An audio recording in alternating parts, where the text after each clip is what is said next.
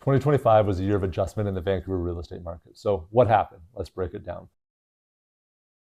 Essentially what we saw was way fewer sales and way more inventory, and that obviously impacted prices.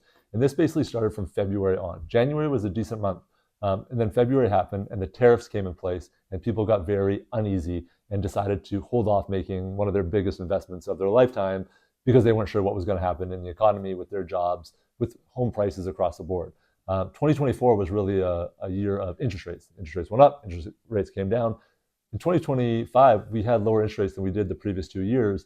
However, sales were less. So it's not an interest rate issue. It's a momentum issue. It's uncertainty. It's global unrest that really impacted our economy. We had the lowest amount of sales in over 20 years in the Lower Mainland.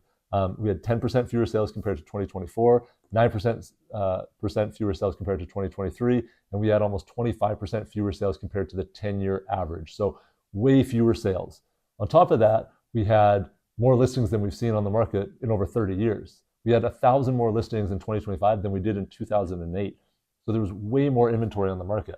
We're currently sitting at 35% more inventory than the 10-year average. So there's way more inventory and way less activity. So what has this done to prices? Well, prices have come down pretty evenly across the board. And what I mean by that is condos, townhomes, duplexes, detached, they all came down about 5%.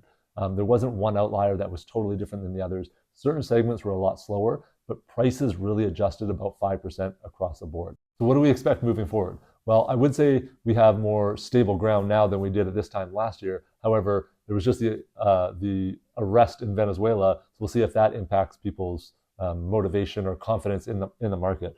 However, interest rates are lower, there's way more inventory, and prices have come down. So theoretically, it's providing a way better buying opportunity for buyers in the market.